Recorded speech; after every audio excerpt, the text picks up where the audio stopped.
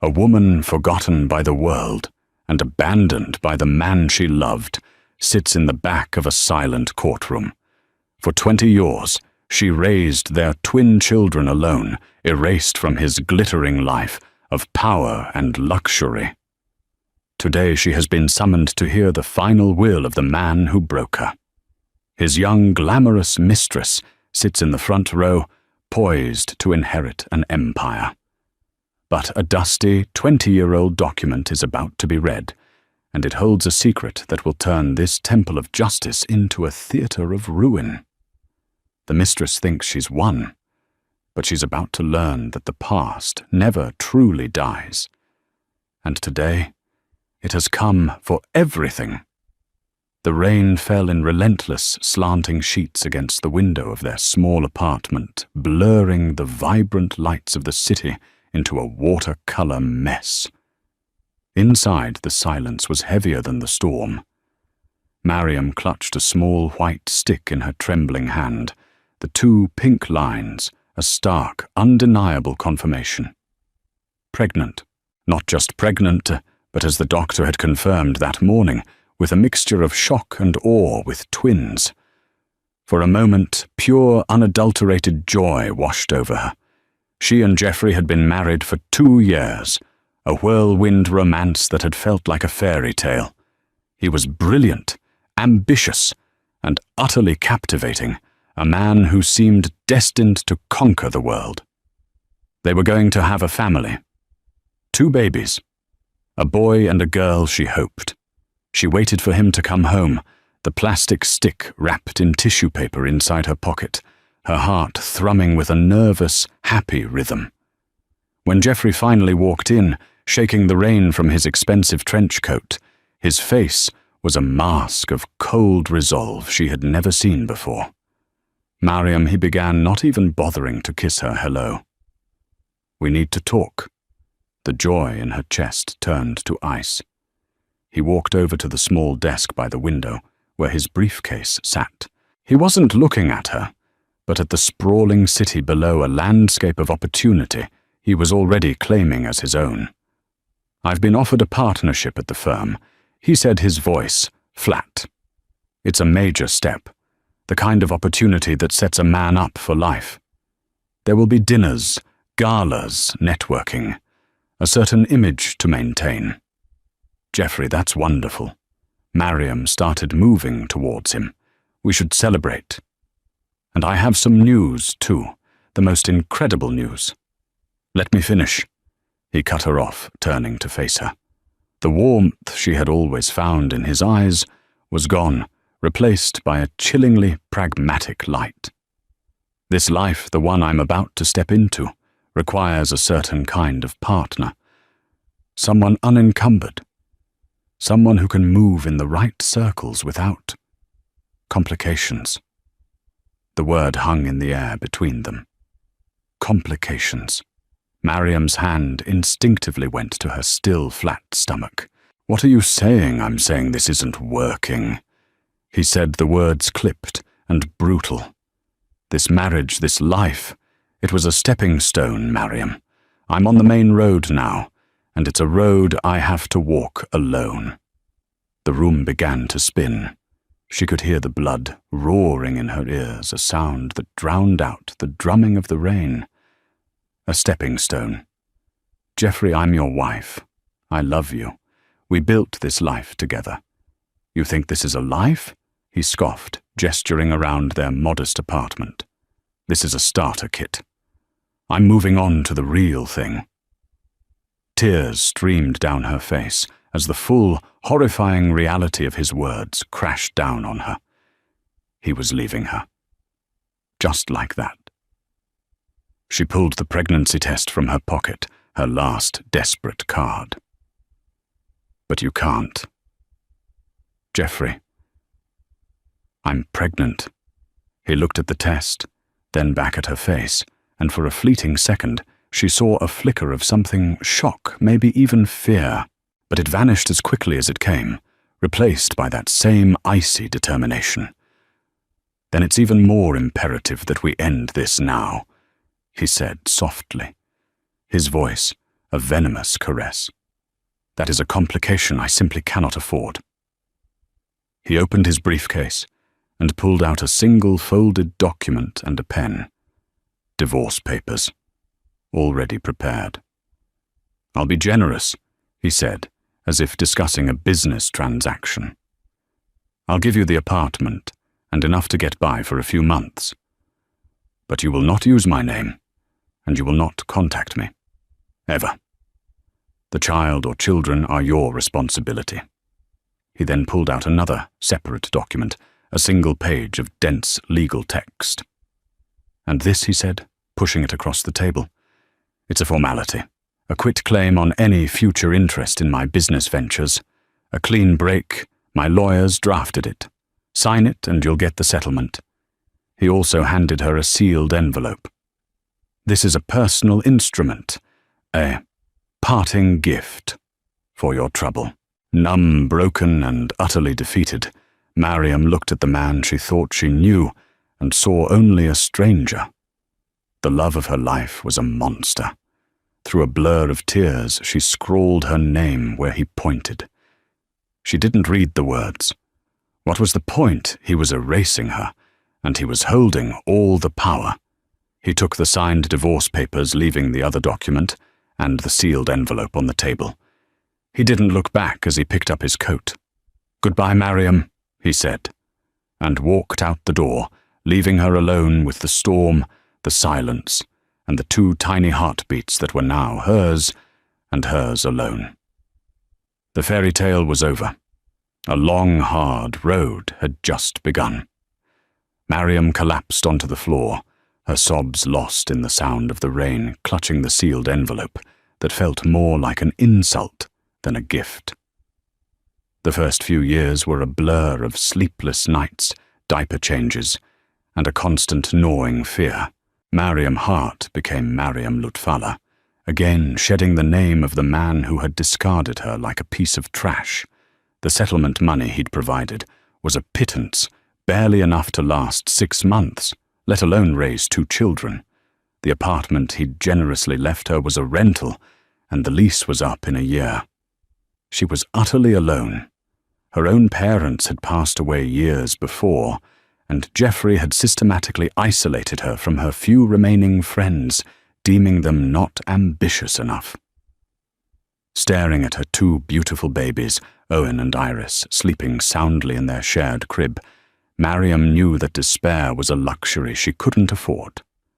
The fire of a mother's love burned away the last of her tears and forged something new in their place steel. She moved to a small, affordable town 3 states away, a place where no one knew her story. She took on 2, sometimes 3 menial jobs at a time, waitressing cleaning offices, stocking shelves overnight. Every spare dollar was saved. Every waking moment not spent with her children was spent working. The sealed envelope Jeffrey had given her remained unopened, tucked away in a box of old photographs. She couldn't bear to look at it, viewing it as the final, patronizing insult from a man she now despised. When Owen and Iris started school, Mariam used the precious hours of the day to study. She enrolled in online community college courses, first in business management, then in culinary arts, channeling her passion for baking into a tangible skill. The late nights were no longer filled with worry, but with textbooks and flour-dusted hands. She started small, selling cakes and pastries from her tiny kitchen to local cafes. Her reputation grew. People loved her creations, not just for their taste, but for the heart she poured into them. Within 5 years, she had saved enough for a down payment on a small, run-down storefront on Main Street. She named it the Twin Loaf. The bakery became the heart of the community. Mariam was there before sunrise, her hands skillfully kneading dough, and she was there long after sunset, balancing the books. Owen and Iris grew up in that bakery. They did their homework at a small table in the corner, the air filled with the scent of cinnamon and melting chocolate. They learned the value of hard work, not from lectures, but from watching their mother build an empire from nothing. 20 years passed. The tiny storefront expanded into the adjacent building. The Twin Loaf became a beloved regional brand with 2 more locations in neighboring towns. Mariam was no longer the broken woman Jeffrey had left behind. She was a respected business owner, a pillar of her community, and a proud, loving mother.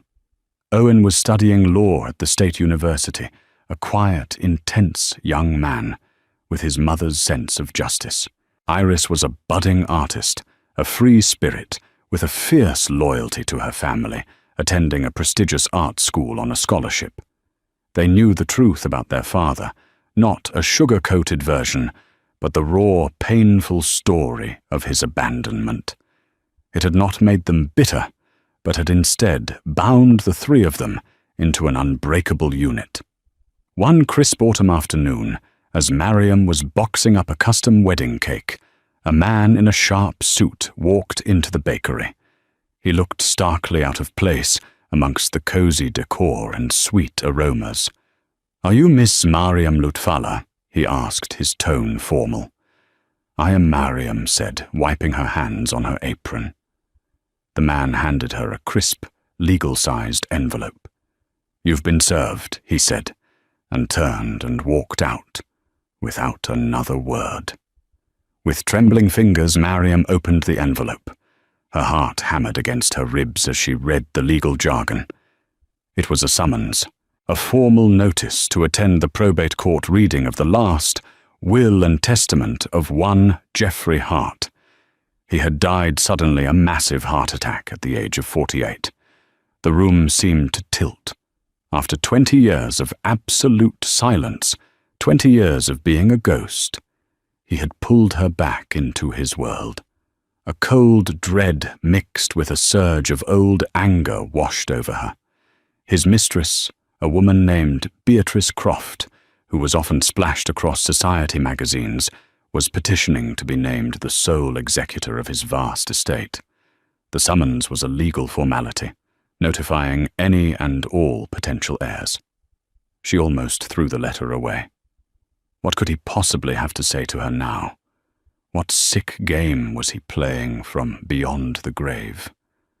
But that night, as she looked at her children, now young adults on the cusp of their own lives, she knew she had to go. Not for herself, not for any hope of money, but for them.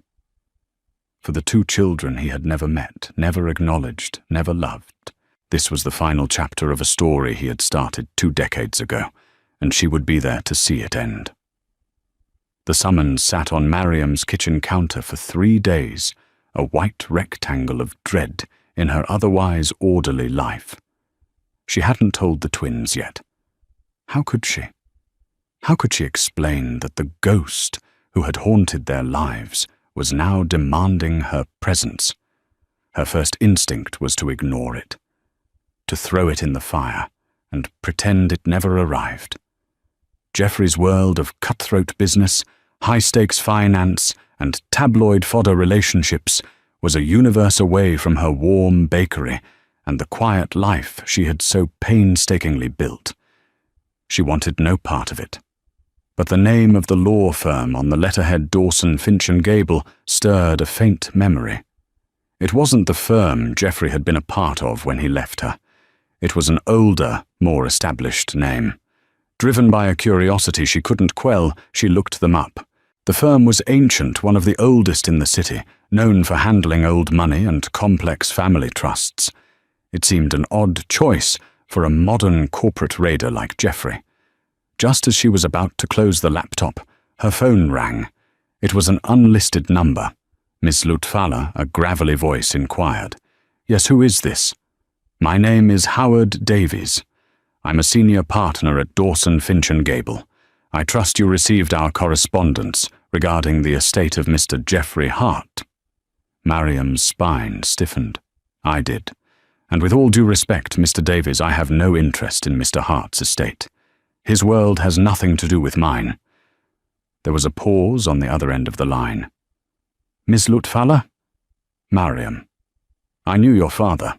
I was a junior associate when he sought counsel from my firm many years ago. He was a brilliant man, an innovator. This was unexpected.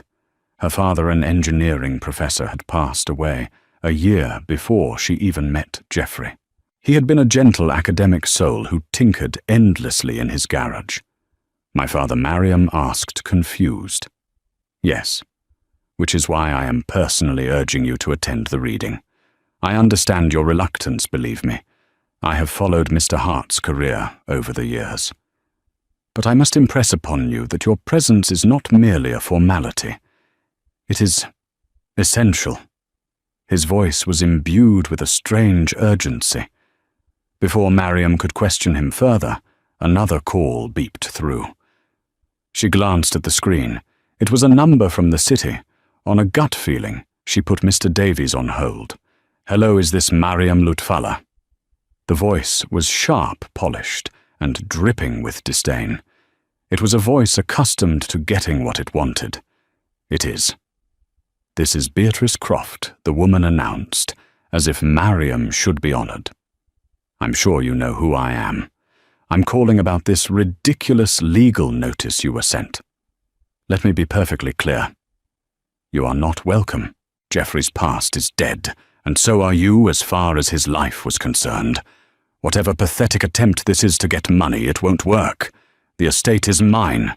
Stay away, or I will have my lawyers bury you in litigation you can't possibly afford. Do you understand me, little Baker?" The sheer audacity, the venomous condescension, sent a hot flash of anger through Mariam. The fear and confusion she'd been feeling were burned away by pure, cold rage. The little Baker had survived 20 years without a damn thing from Geoffrey Hart. She had built a life, a business and a family with her own 2 hands. "Thank you for your call, Ms. Croft," Mariam said, her voice dangerously calm. "Your concern has been noted. I will see you in court." She hung up before Beatrice could respond and switched back to the other line. "Mr. Davies, I've changed my mind. Tell me when and where." That evening she sat Owen and Iris down at the familiar kitchen table, the scent of cooling bread still hanging in the air. She laid the summons out between them and explained everything, the news of Geoffrey's death. The summons, the strange call from the old lawyer, and the threatening call from his mistress.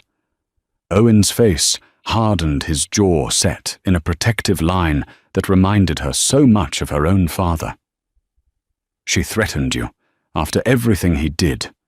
Iris, ever the more emotional of the two, reached across the table and took Mariam's hand. "Mum, you don't have to do this. We don't need anything from him. We have you. That's all that's ever mattered." "I know, sweetie," Mariam said, squeezing her hand. "And I'm not going for money. I'm going because for 20 years he pretended you didn't exist. He tried to erase us. And that woman, his partner, thinks she has the right to threaten me, to call me a nobody. She looked at her 2 incredible children, the living, breathing proof of a love Geoffrey had tried to discard. He doesn't get the final word. We do. We are going to walk into that courtroom, and we are going to show them what he threw away. We will do it with dignity and strength. We will do it for us." A silent understanding passed between them. This wasn't about an inheritance. It was about closing a painful chapter on their own terms. It was about standing up together as a family. Mariam went to her bedroom and pulled out an old, dusty box from the back of her closet. Inside, beneath faded photos of her parents, was the sealed envelope Geoffrey had given her all those years ago. For the first time, she felt no pain looking at it, only a cold resolve. She took the envelope and the other legal document he'd left her and placed them in her handbag. Whatever they were part of the story. And she was finally ready to hear the end of it. The drive to the city was a journey back in time. As the familiar skyline rose to meet them, a knot of anxiety tightened in Mariam's stomach. This was Geoffrey's city, a concrete and glass monument to the ambition that had consumed him. Every towering building seemed to sneer down at them, a reminder of the world she had been exiled from. Owen drove his hand steady on the wheel, his expression unreadable. Iris sat in the back, sketching furiously in her notepad, channeling her nervous energy onto the page. Mariam looked at her children, now 20 years old.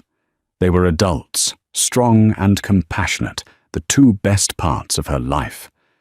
They were her victory. Whatever happened today, she had already won. They had booked a room in a modest hotel, a stark contrast to the five-star opulence Geoffrey had undoubtedly favoured. Mariam had insisted on paying for everything herself. She would not accept a single thing from his estate, not even a court-mandated travel stipend. She chose her outfit with care, a simple, well-tailored navy blue dress, elegant but understated. It was the uniform of a woman who was confident, successful, and owed nothing to anyone. Owen wore a dark suit, looking more like a young lawyer than a student, and Iris wore a gracefully simple black dress, her artistic flair showing only in a unique silver necklace she had designed herself. They were the Lutfalas, a united front.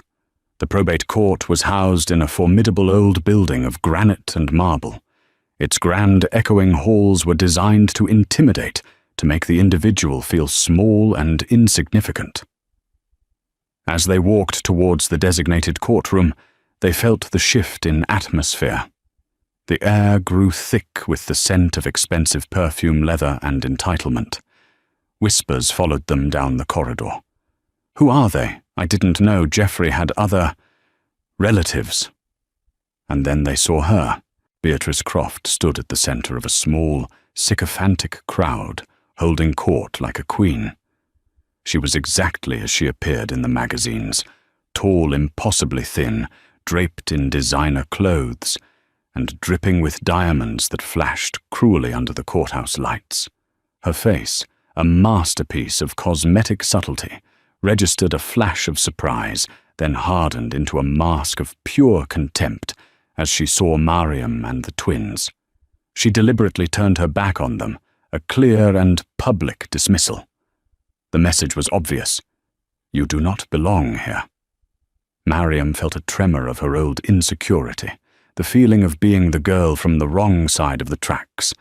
But then she felt Owen's hand on her arm, a steady grounding pressure.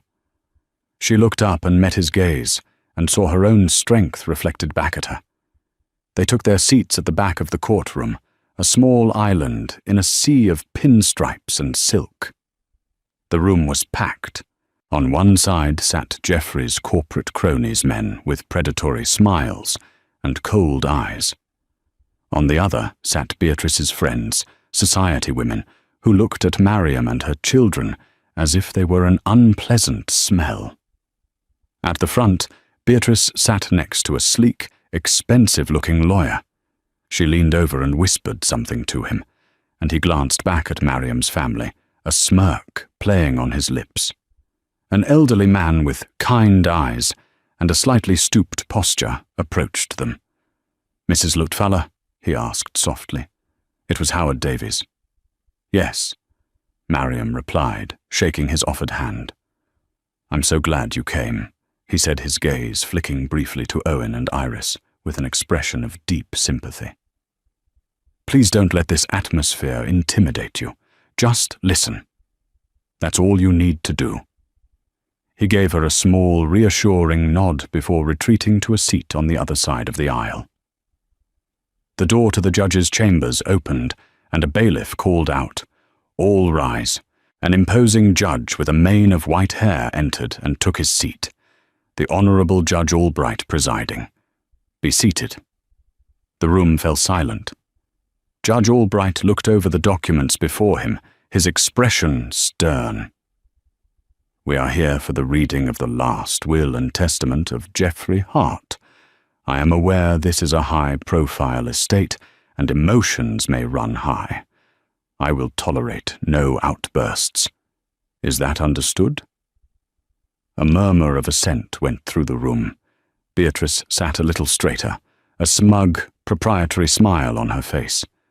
This was her coronation. Mariam took a deep breath, her heart pounding a steady, defiant rhythm. She was ready. The ghosts of the past were all gathered in this room, and it was time to face them. Judge Albright adjusted his spectacles and picked up the thick, professionally bound document that represented the sum of Jeffrey Hart's life. The air in the courtroom was electric with anticipation. For the corporate sharks, it was about the fate of a multi-billion-dollar empire. For Beatrice Croft, it was about the validation of her entire existence. For Mariam, it was about an ending. This document, the judge began, his voice booming in the silent room, is the last will and testament of Jeffrey Hart, dated March 12th of this year. It has been verified and is legally binding. Beatrice preened. The date was recent, well into her reign as Jeffrey's partner. She shot a triumphant glance over her shoulder towards the back of the room, a silent, final sneer at Mariam. The judge started with the usual bequests: a sizable donation to his alma mater, several $1 million to a prominent arts foundation, whose board members seated in the front row nodded in grim satisfaction. There were smaller, yet still substantial cash gifts to his executive board and personal staff.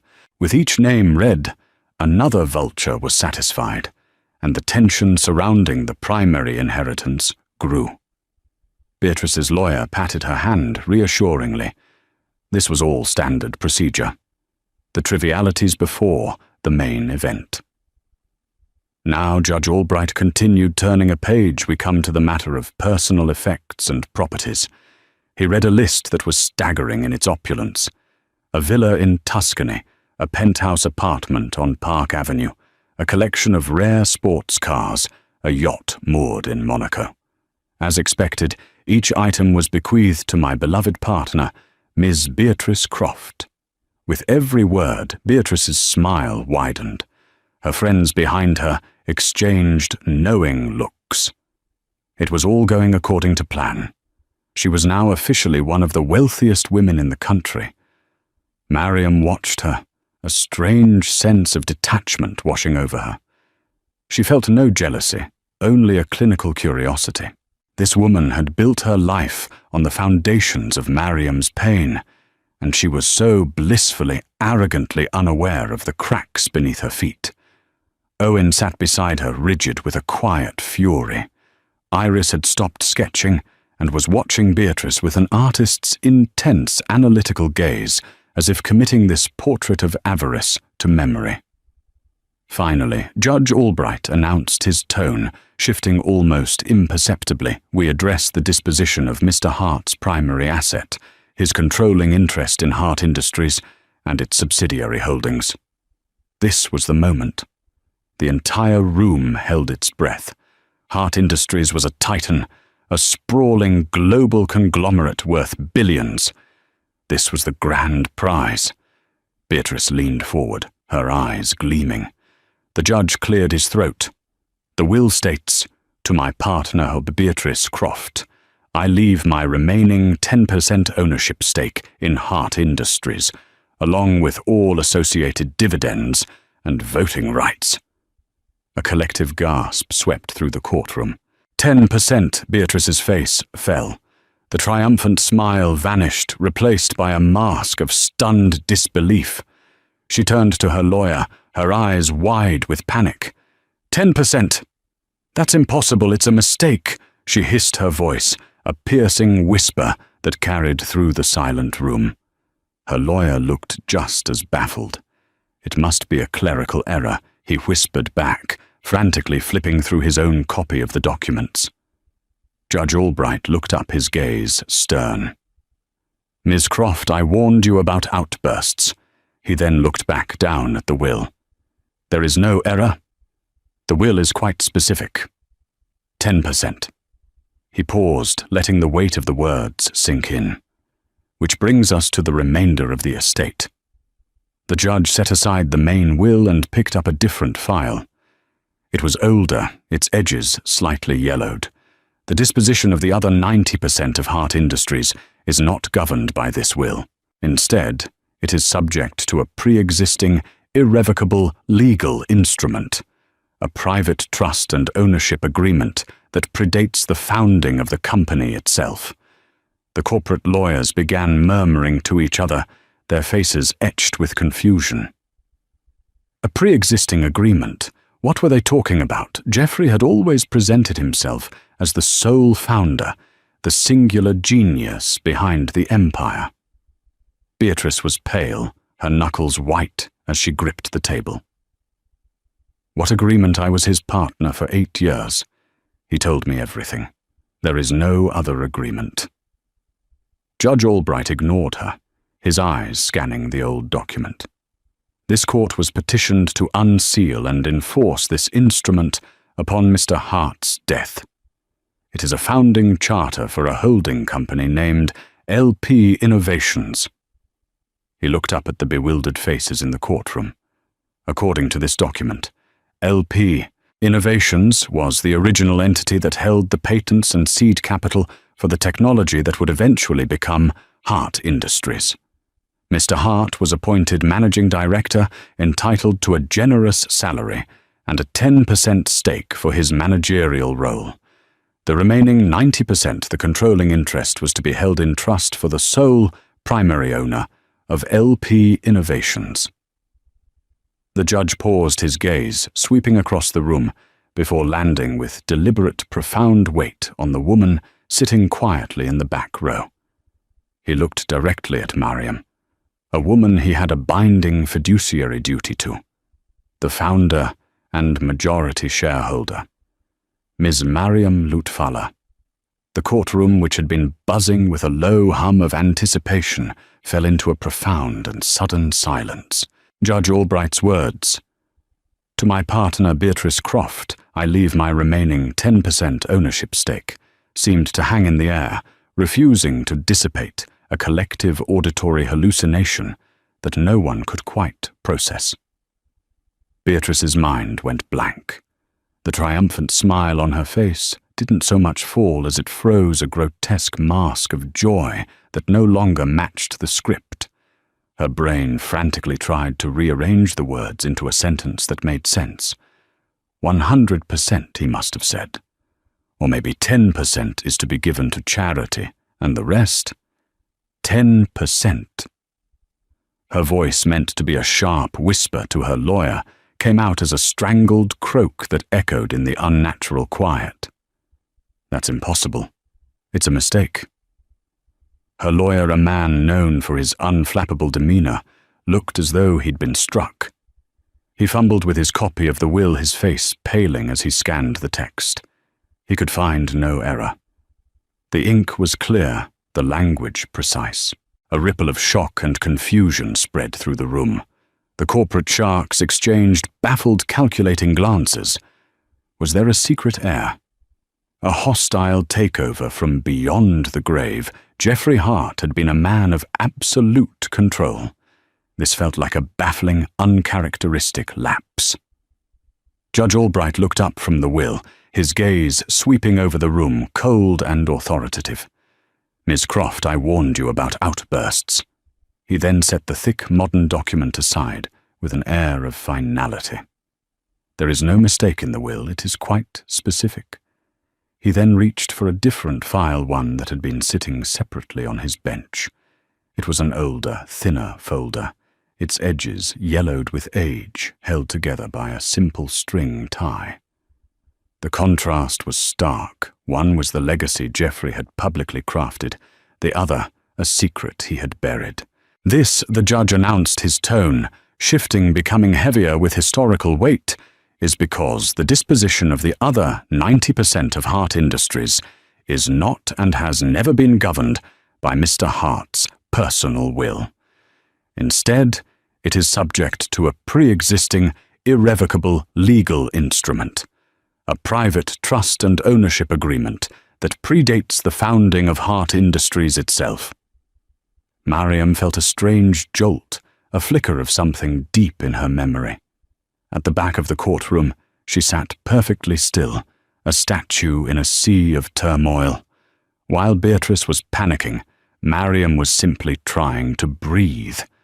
The judge untied the string on the old folder with deliberate care. This court was petitioned by the trustees, the firm of Dawson, Finch and Gable, to unseal and enforce this instrument upon Mr. Hart's death. It is the founding charter for a holding company established 21 years ago. The company was named LP Innovations. LP. The initials hung in the air, and for Mariam they were a key, turning a lock deep within her mind. A torrent of fragmented memories dormant for 2 decades began to rush forward. Her father in his garage workshop, the scent of solder and ozone in the air, his face alight with the joy of discovery. He was holding up a circuit board, explaining with breathless excitement the revolutionary data compression algorithm he had perfected. "It'll change everything, Mariam," he'd said. "The way we store and send information." Another memory, her father, weeks later, spreading legal papers across their kitchen table. "A patent application. You sign here as a co-owner," he'd insisted. "You were my inspiration, honey. And besides, we must always keep it in the family. LP Innovations, Mariam Lutfallah Innovations, her own name entwined with her father's legacy." According to this document, the judge's voice cut through her reverie, pulling her back to the charged courtroom. LP Innovations was the original entity that held the patents and seed capital for the technology that would eventually become the bedrock of Hart Industries. Mr. Jeffrey Hart, a promising young executive at the time, was appointed managing director of this holding company. Beatrice was on her feet now, her lawyer's restraining hand brushed aside. What agreement? "What are you talking about? Jeffrey was the founder. It was his genius. His vision." Judge Albright didn't even look at her. He continued as if she hadn't spoken. Mr. Hart was empowered to leverage this intellectual property to found a new corporation. In exchange for his managerial expertise and lifelong stewardship, he was granted a generous salary and a 10% stake in the venture. The remaining 90%, the controlling interest of everything that followed, was to be held in trust for the sole primary owner of LP Innovations. The room was utterly silent now, every person leaning forward caught in the inexorable pull of the judge's narrative. This wasn't just a will reading. It was an exhumation. Mariam's heart was hammering against her ribs, a frantic, wild drumbeat. She could feel Owen's hand finding hers, his grip tight and grounding. Iris on her other side was frozen, her artist's eyes wide, taking in every flicker of emotion, every nuance of the unfolding drama. Judge Albright paused, looking up from the ancient document. His gaze swept past the stunned faces of the board members, past the gaping mouth of Beatrice's lawyer, past Beatrice herself, who now stood trembling, a statue of rage and confusion. His eyes traversed the entire length of the courtroom until they landed with deliberate, profound weight on the forgotten woman sitting quietly in the back row. He looked directly at Mariam, a woman to whom Mr. Hart had a binding, lifelong fiduciary duty. The founder beneficiary and 90% majority shareholder, Miss Mariam Lutfallah. For a single suspended moment, the world stopped. The name, her name, echoed in the marble hall, imbued with a power she had never known. Then from the front of the room came the sound. It started as a choked gasp, and then tore its way out of Beatrice's throat, a raw, guttural shriek of pure animalistic denial. No, the scream shattered the courtroom's decorum. It was the sound of a universe collapsing. "That's a lie, a forgery!" she shrieked, her body trembling violently. She pointed a shaking diamond-clad finger at Mariam, her face a contorted mask of disbelief and hate. Her he left me for a reason, because she was nothing, a small-town baker. He built it all. It was his work, his struggle. It is mine. Judge Albright slammed his gavel down the sharp crack like a gunshot. "Miss Croft, I will have you held in contempt." But it was too late. The room had descended into chaos. In the midst of the pandemonium, Mariam's mind, strangely clear, was performing a final horrifying calculation. Her hands, moving with a will of their own, reached into her handbag. Her fingers brushed against the 2 pieces of paper she had carried for 20 years. The sealed envelope felt heavy, a repository of old pain. With trembling fingers she tore it open. Inside was not a letter, but a single ornately printed stock certificate. It was for 900 shares of a company called LP Innovations. Tucked behind it was a small folded note written in Jeffrey's arrogant slanted script. She unfolded it. "Consider this severance. I doubt you're smart enough to ever figure out what it's worth." The breath left her body in a painful rush. The sheer, breathtaking cruelty of it. The arrogance. He hadn't just discarded her. He had mocked her, dangling the keys to his entire kingdom in front of her face, confident she would see it as nothing more than a worthless piece of paper, a final insult. Her shaking fingers went to the other document, the one he'd slid across the table in that rain-lashed apartment, the one she had signed through a blur of tears. It wasn't a quitclaim. The heading, which she had never bothered to read, was clear: Trust and Management Agreement. Her signature wasn't a relinquishment, it was an appointment. She had formally legally named Jeffrey Hart as the manager of her own company. The elderly lawyer, Howard Davies, materialized by her side, his presence a calm anchor in the storm. He spoke softly, his voice for her alone. "Your father was a brilliant man, Miss Lutfaller. But he was cautious. He saw Jeffrey's ambition and didn't fully trust it. He had my firm draft this agreement to protect his legacy and to protect you." Jeffrey signed it, desperate to get his hands on the patents. His hubris was in believing you would never uncover its true nature. Mariam looked up from the damning revelatory papers in her hands. She saw Beatrice finally collapsing into her chair, her body racked with hysterical silent sobs, as her lawyer tried to console her. She saw the corporate board members in a frantic huddle, their faces ashen. She saw the empire Jeffrey had built, not as his monument, but as a house he had constructed in her front yard, all while telling her she was homeless. Jeffrey hadn't left her a fortune. He had left her a reckoning, and it was now and had always been hers to command. The moment Judge Albright's gavel fell, for the final time the courtroom's dam of forced civility broke. A tsunami of noise crashed over them, as reporters who had been lurking in the gallery surged forward. Flashbulbs strobed like lightning, turning the scene into a series of stark, bleached-out photographs. Shouted questions became an incoherent roar. Mariam instinctively moved to shield Owen and Iris, her arms forming a protective barrier as Mr. Davies guided them through the scrum toward a private exit. They caught a final searing image of Beatrice Croft, slumped in her chair, a hollowed-out porcelain doll, abandoned in the wreckage of her own life. The storm followed them. News vans camped outside their hotel, their satellite dishes aimed like weapons. Mariam's face, a name nobody knew that morning, was now splashed across every news channel and website. The headlines were a frenzy of hyperbole.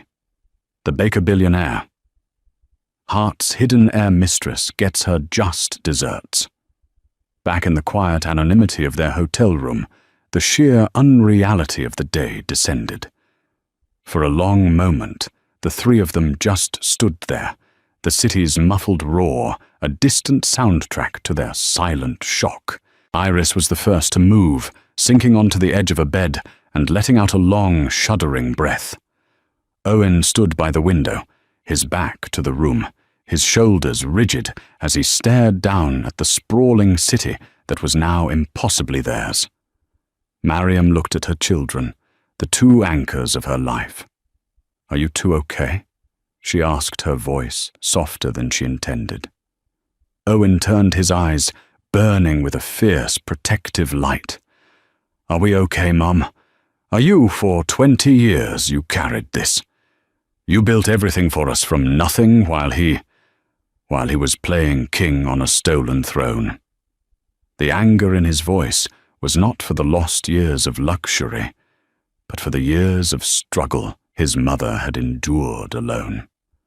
Iris pulled out her sketchbook, her hands moving with a frantic energy. "I keep seeing it," she murmured, not looking up. "That woman's face when the judge said your name.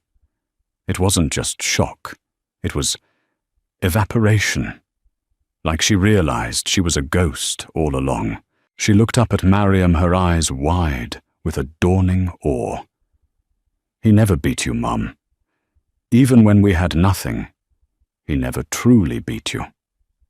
In that small generic hotel room, surrounded by the family she had forged in the fires of abandonment, Mariam felt the last tremors of shock give way to a profound, unshakable calm. This wasn't a lottery she had won.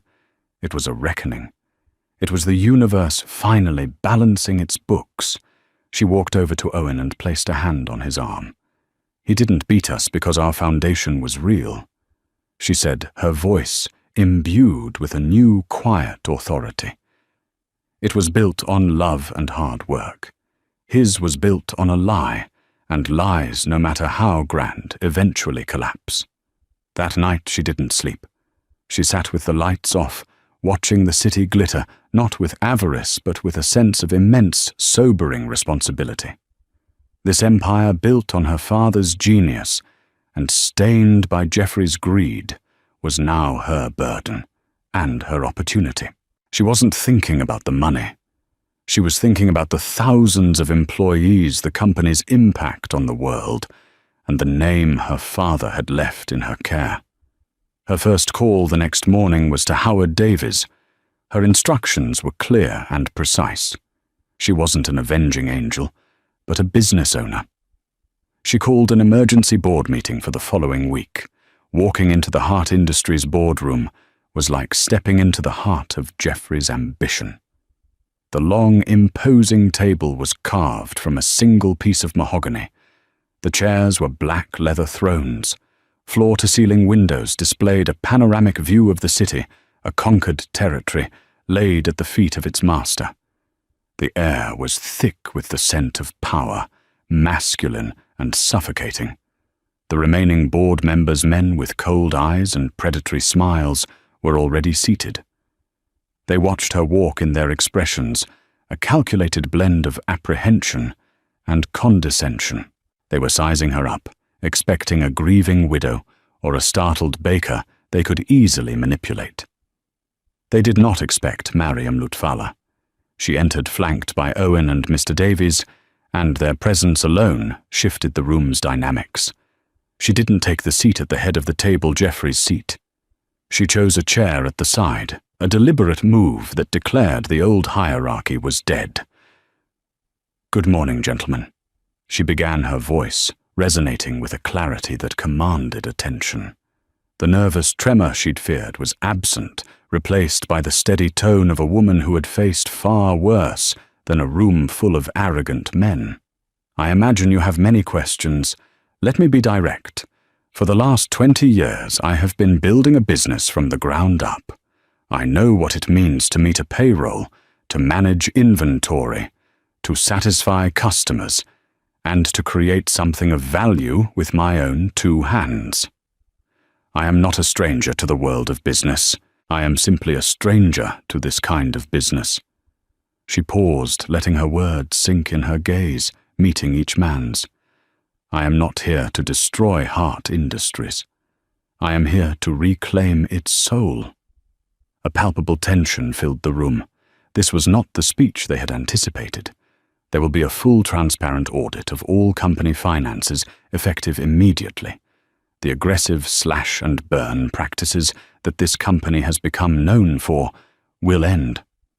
Our focus will no longer be solely on the next quarter's profits, but on long-term sustainable growth, on employee welfare, on ethical innovation.